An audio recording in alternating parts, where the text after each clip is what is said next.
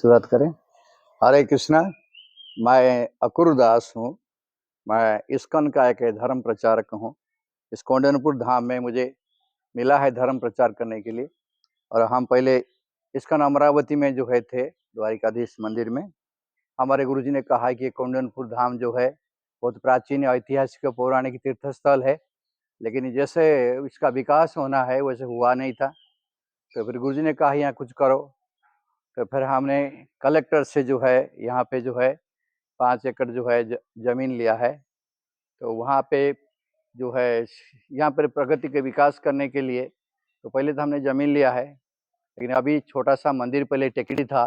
तो गुरुजी ने कहा है कि गिरिराज मंदिर बना दो, और यहाँ गिरिराज को स्थापन किया है।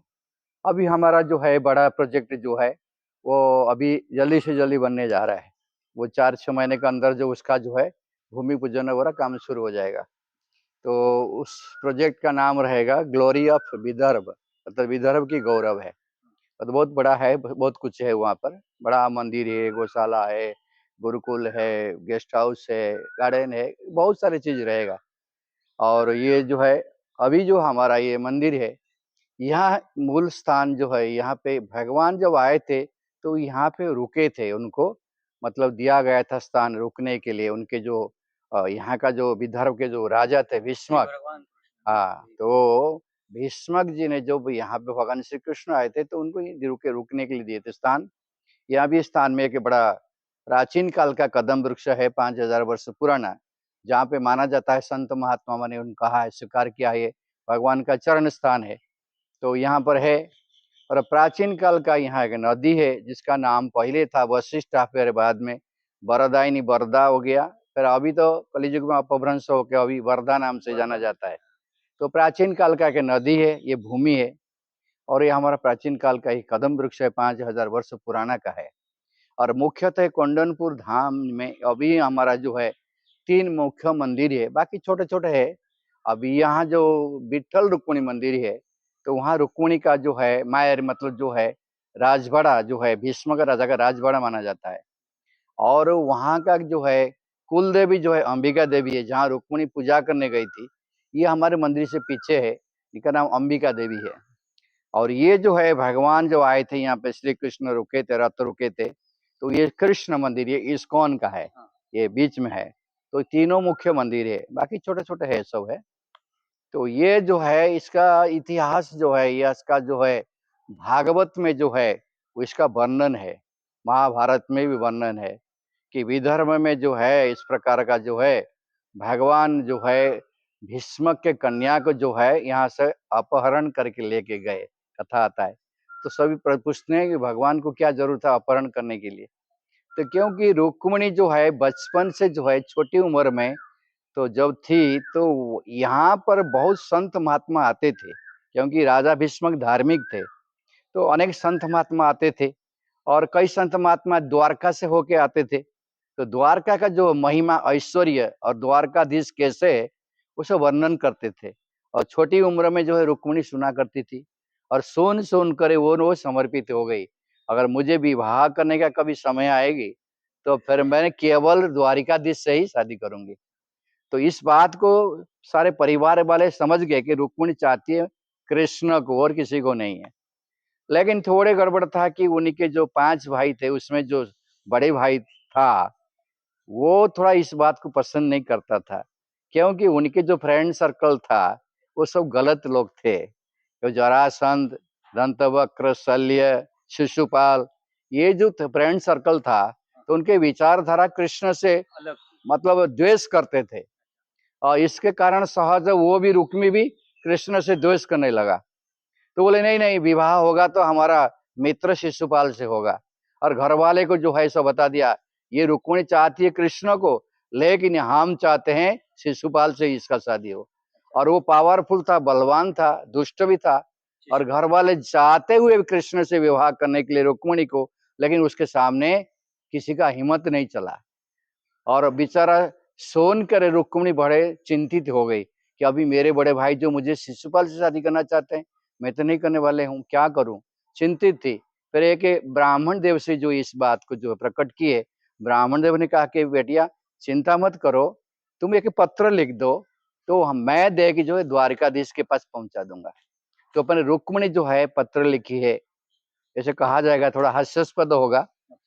First love letter start from Rukmini, Rukmini से पहला प्रेम पत्र जो है जो रुक्मिणी ने से, लेकिन वास्तव की प्रेम पत्र है। अच्छा। आजकल प्रेम नहीं है, अच्छा। आजकल प्रेम में प्रेम नहीं है, इससे लस्ट है, एक लव नहीं है, लस्ट है कि नहीं है, प्रेम नहीं, काम भरा हुआ है कि नहीं है।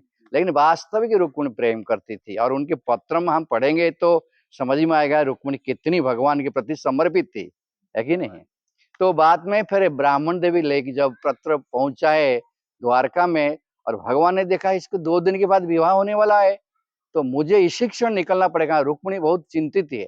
तो ब्राह्मण देव कहा कि ब्राह्मण देव रथ में बैठिए, इसी क्षण मुझे विदर्भ जाना है कि नहीं, क्योंकि रुक्मिणी चिंतित है। तो भगवान जो है उस ब्राह्मण देव को रथ में बैठा के रातों रात सौराष्ट्र से महाराष्ट्र, है कि नहीं, तूफान एक्सप्रेस में पहुंच गए। तो फिर भगवान जब आए, उनको मालूम पड़ेगा पिताजी को, तो उन्होंने बड़ा स्वागत किया। भगवान कृष्ण है कि नहीं, उनको फिर स्थान दिया, टेंट तो दिया है। और भी कई राजे महाराज भी निमंत्रित थे, भगवान यहाँ रुके थे। पत्र में लिखा था कि मुझे आप कहाँ मिलोगे, लेकिन कोई ढूंढने की जरूरत नहीं है, कि हमारा एक प्रथा है, विवाह से पहले हम हमारा कुलदेवी जो अंबिका का पूजा करने जाते हैं, वही जाऊंगी तो मेरे साथ सहेलियां रहेंगे, सैनिक रहेंगे, एक जुलूस निकलेगा। मैं जब फिर पूजा करके बाहर आऊंगी तो मुझे फिर आप हरण कर लेना। और रुक्मिणी जानती थी कि मेरे पति होने वाले जो पति है, ऐसे शाश्वत पति है भगवान श्री कृष्ण। रुक्मिणी, रुक्मिणी महालक्ष्मी है, और भगवान स्वयं उनका शाश्वत पत्नी है, शाश्वत संबंध है। ऐसा नहीं कि आज जिसे हम मैरिज करते हैं अब आगे जन्म में हमारा संबंध नहीं रहता, लेकिन ये शाश्वत अर्थात जन्म जन्म में उनका पत्नी है, क्योंकि रुक्मिणी महालक्ष्मी है, वो तो नारायण है कि नहीं है।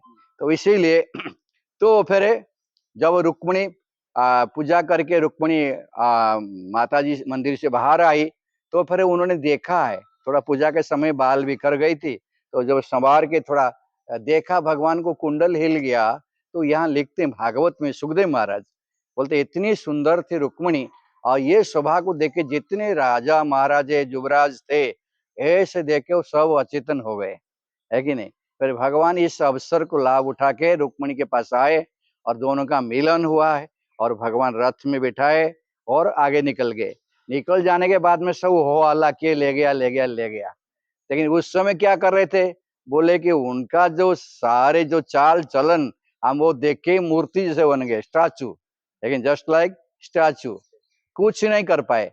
बाद में शिशुपाल पता पीछा किया, भगवान शिशुपाल को अच्छी तरह जो है पजाए, वो भागा है। फिर उसके भाई जो है रुक्मी जो पीछा किया, तो यहाँ से लगभग जो है अमरावती के आगे एक 2 गांव, अभी आज भी उनका नाम है अड़े गांव और मुड़े गांव है, जहाँ पे रुक्मी जो है भगवान का रथ को रोका है, उसका गांव का नाम है अड़े गांव। और इसके लड़ाई करते करते जो है भगवान ने जब उसको परास्त किया और तलवार उठा के मारने गए थे, रुक्मिणी ने कहा कि प्रभु ये मेरे बड़े भाई है, मारो मत। भगवान ने छोड़ दिया, बोले सबक सिखाऊंगा। तो इसीलिए तलवारें उनके चोटी पकड़ के चारों ओर साफ कर दिए, है कि नहीं है, तो उनको अपमानित करने के लिए। तो वहाँ है मुड़े गांव, क्योंकि जो मुंडन कर दिया है उनका नाम मुड़े गांव। आज भी हमारा फैशन चालू है, वही रुक्मी का फैशन है, ऊपर से थोड़ा बाल है, चारों ओर सब साफ है। अब देख रहे ना आजकल सब चल रहा है। तो ये सब धीरे धीरे फिर वो अपमानित होकर रुक्मी, तो उन्होंने आए के फिर कुंडनपुर नहीं आया। उन्होंने कहा कि अभी जब तक इस ग्वाला से मेरा बहन को ला के मेरा मित्र से शादी नहीं करता, मैं अपना गांव कुंडनपुर नहीं जाऊंगा। फिर वहां रहने लगा, भोजकट नाम लिखा हुआ है।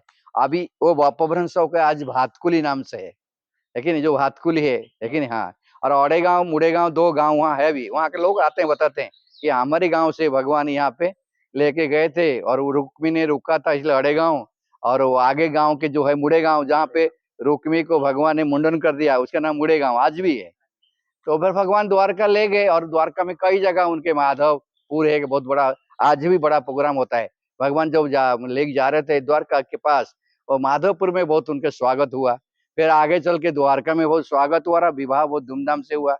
बाद में फिर रुक्मी का जो है नहीं आने के कारण उनके पिताजी ने जाके उनको मनाए कि तुम आ जाओ, वो सामान्य कोई ये ग्वाल नहीं है, वो भगवान है। भगवान से शत्रुता करना अच्छा नहीं है। फिर ऐसे समय बीतने के कारण फिर उनके पिताजी के कहने के पर रुक्मी का के कन्या जो है भगवान के पुत्र से विवाह किया गया, है कि नहीं। फिर बाद में फिर संबंध स्थापन हुआ, है कि नहीं। फिर जो रुक्मी है तो द्वारका भी गया था, लेकिन उनका जो विचार है, उनका धारा वो तो वही था। लेकिन वहाँ खेलते हैं ना राजा लोग आपस में बैठ के पसा खेलते, क्या बोलते हैं, हाँ पासा खेलते हैं। वो खेलते खेलते बार बार रुक्मी हार रहा था, बलराम जी के साथ खेल रहे थे, लेकिन बार बार हार रहा था। लेकिन उनके जो फ्रेंड सर्कल थे वो झूठ में बोलते थे, नहीं नहीं रुक्मी हार गया, बलराम जी मतलब बलराम हार गया, रुक्मी जीत गया। फिर बहुत बड़ा दाव लगा, करोड़ कितना होगा, तो उसमें भी जो है रुक्मी हार गया, बलराम जीत गए। लेकिन इनके जो फ्रेंड सर्कल थे ये लोग हाला कर दिए कि नहीं नहीं बलराम हार गया, रुक्मी जीत गया। बलराम जी को गुस्सा आया, तो वहीं पे हल मुसल में उन सबको सफाई कर दिया। और यहाँ जब भगवान यहाँ कृष्ण आए थे और सुबह मालूम पड़ा है कि कृष्ण नहीं है, कहाँ गए। अब बलराम जी को मालूम है ये कृष्ण का पर्सनल मैटर है कि नहीं है, तो वो कुंदनपुर गया होगा, है कि नहीं, रुक्मिणी के लिए। और तो मालूम है बलराम जी को, क्या मालूम नहीं, बड़े भाई थे ना, बड़े भाई थे बलराम दादा। तो फिर जो एक सेना लेके आए, जब आए तब तो भगवान रुक्मिणी को लेके निकल गए थे। लेकिन जब बलराम जी आए तो ये जो राजा लोग अपमानित थे, जल रहे थे क्रोध में, उनके साथ टपक पड़े लड़ाई करने के लिए, और बहुत बड़ा लड़ाई हुआ। फिर बलराम जी को क्रोध आया, तो बलराम जी ने इस कौंडिन्यपुर को जो हल मुसल में पलटा दिया, जिसके कारण आज कौंडिन्यपुर में जो सारे मट्टी है, जो नीचे का भाग मट्टी ऊपर आ गया, ऊपर का भाग नीचे चला गया। इसलिए आज कौंडिन्यपुर में कोई शेष अवशेष और कुछ दिखता नहीं है, केवल मट्टी दिखता है। क्योंकि बलराम जी के जो हल मुसल में जब जाएगा तो ऊपर भाग कहाँ है, तो कोई, था ना उसके पास, हाँ हल था ना, हल उनका जो आयुध है ना, वो हल है। और हल में उन्होंने पलटा दिया जब है, तो वो ऊपर भाग नीचे चला गया, नीचे का मट्टी आज ऊपर है। इसीलिए जो अवशेष वगैरह कुछ नहीं दिखता। नदी तो नदी है कि नहीं, पावन जो नदी है वो नदी तो है, लेकिन ये भूमि है हमारे लिए, भूमि माननीय है, वंदनीय है, पूजनीय है। वो भूमि, ये स्थान जो है सबसे बड़े पावन है कि नहीं है।